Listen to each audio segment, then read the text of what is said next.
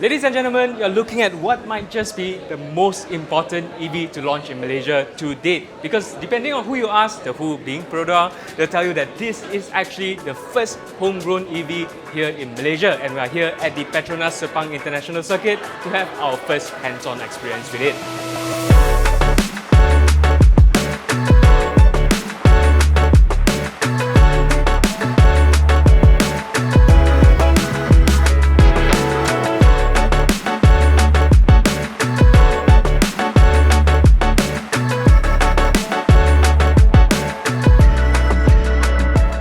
It's called the Perodua QB, P2's first ever electric vehicle, and by the time you're watching this, it's already now on sale right here in Malaysia.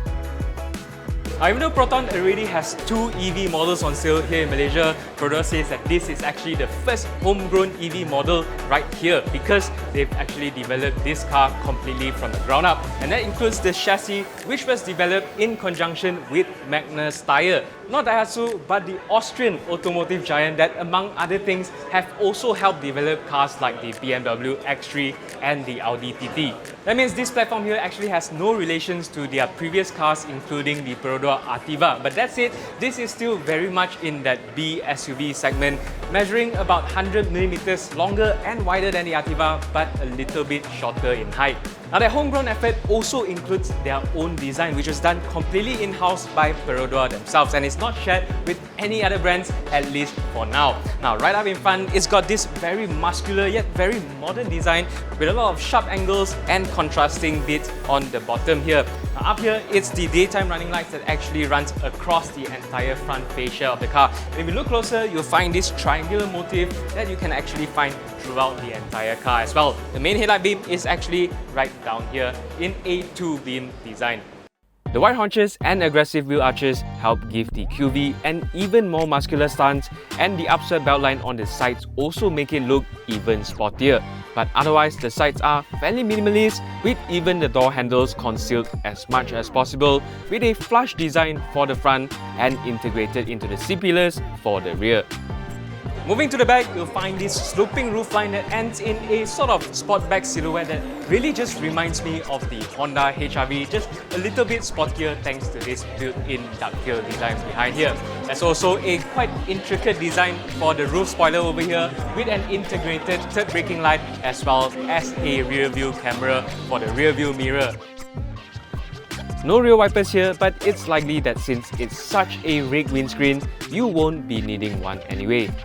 Now, the lights itself has a very three-dimensional light signature, and in terms of shape, I think this is sort of the mix of the more modernized Beza look paired with a little bit of the Subaru WRX. Now, it also gets this full-width treatment all the way across the tailgate and sequential turn indicators as well. And if you look a little bit closer, you'll find the triangular motifs beside here once again.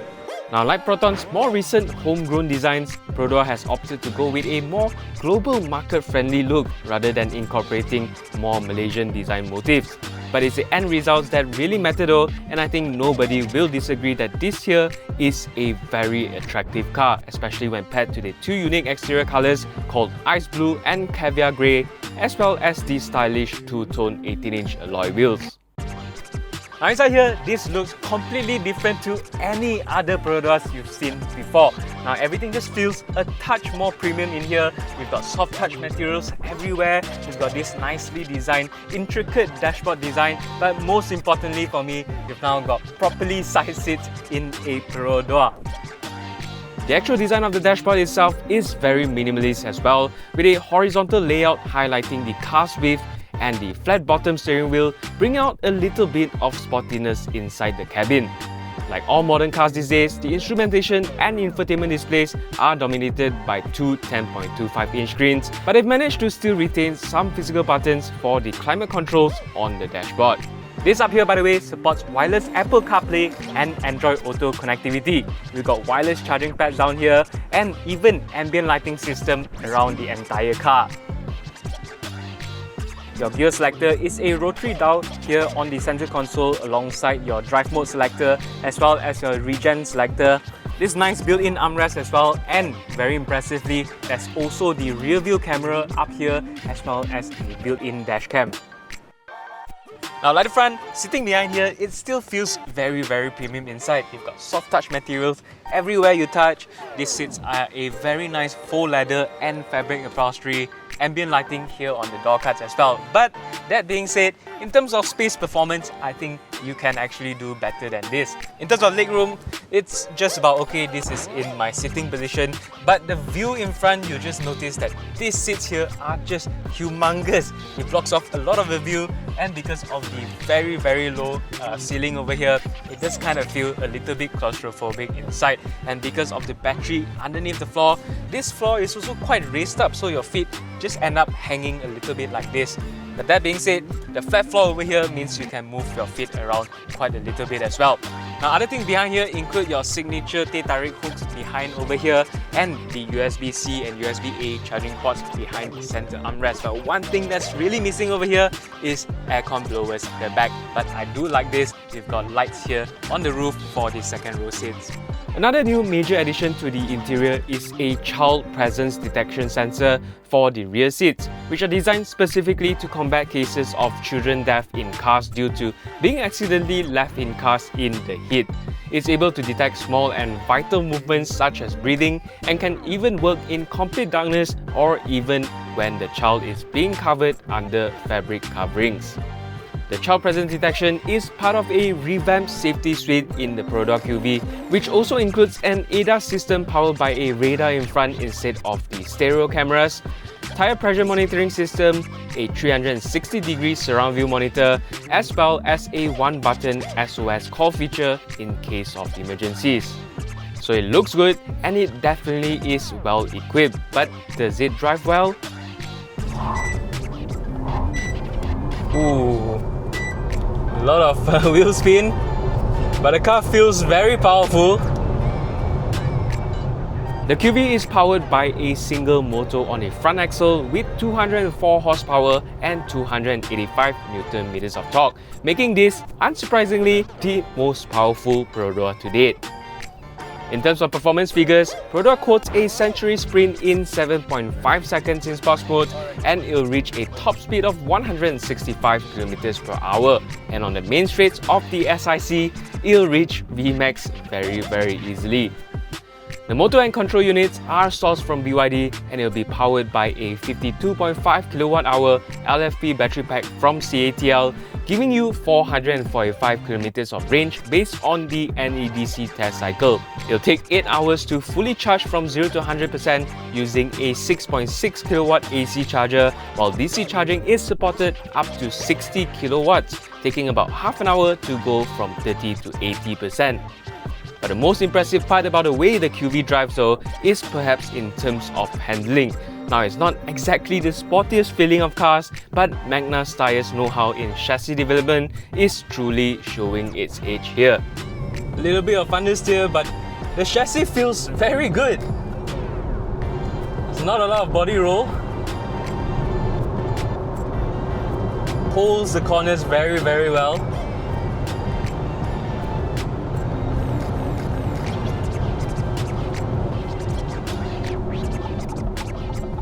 To turn 4.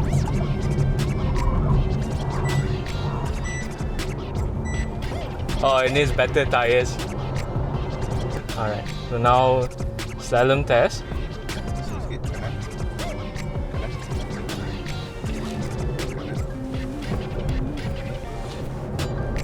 The chassis actually feels very natural. There's a little bit of that tail action going on. Even though it is comfort-oriented, direction changes still feel completely natural on the QV with a very confident steering feel, especially in the sport steering mode. And with a little bit of trail braking, the chassis would even want to naturally rotate, giving you a little bit of fun when you push it a little further. I am very impressed. Now, the last thing that we need to talk about is pricing. Now, at the time of filming this video, which is about 2 weeks before the actual launch itself, well, we don't have the firm pricing just yet. So if you want the actual pricing of this car, be sure to check out our 5 things video, which we'll be releasing right beside this video. But that being said, Perodua has told us that this car will be sold at around 80,000 ringgit. Crucially though, that price doesn't actually include the battery itself, because the battery is part of a leasing program, and that will be about 275 to 285 ringgit every single month. Now that might sound like quite a bit on top of your monthly loan repayment, but what that leasing gets you is complete peace of mind for the battery itself. During your ownership of this car, whenever the battery falls below 70% health, Perodua will replace the battery for you completely free of charge. All of the maintenance of the battery and even the insurance of the battery itself is all handled by Perodua. And it means as a owner of this car, you don't have to worry about all of these battery things at all. You're just driving this car like you're driving your normal ICE. You go for your regular periodic maintenance, periodic inspection, and all of the battery stuff is handled by Perodua. Now this battery leasing is done on a 9-year term, which is separate to your vehicle loan, which is up to you and the bank. So for example, if I do a 5-year loan of the car, after 5 years, I'm done paying off the loan to my bank, but I still have to continue paying monthly to Perodua just to continue using this car. But of course, that gives you complete peace of mind of the battery itself.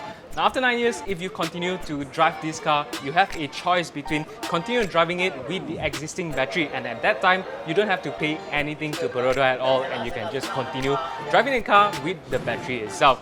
But as a second option, if your battery has degraded past the 70% mark at the 9-year mark, you can actually start a new lease with Perodua again when they will fit a brand new battery for you, so you can continue driving this car for a much longer time. And you also don't have to worry about payment too, because it's all done together with the bank loan payment, so it'll just be a single amount every month, just as you would a normal car. Perodua says the battery leasing program also helps retain resale value of the car over time, since the battery's health is completely separate from the car's age and condition. You also enjoy lower down payment and lower yearly insurance costs, since the battery is owned by Perodua, and they'll also ensure proper battery disposal at their end of life. The one catch though is when it comes time to sell the car, you'll have to do it through the Perodua pre-owned vehicle program, as the new owner will have to sign a new leasing agreement with the company. It's a brand new approach to selling cars in Malaysia, and we appreciate that they're at least trying something new in an attempt to alleviate some of the more common complaints you hear about EV ownership. But would you be interested? Well, let us know what you think in the comments down below.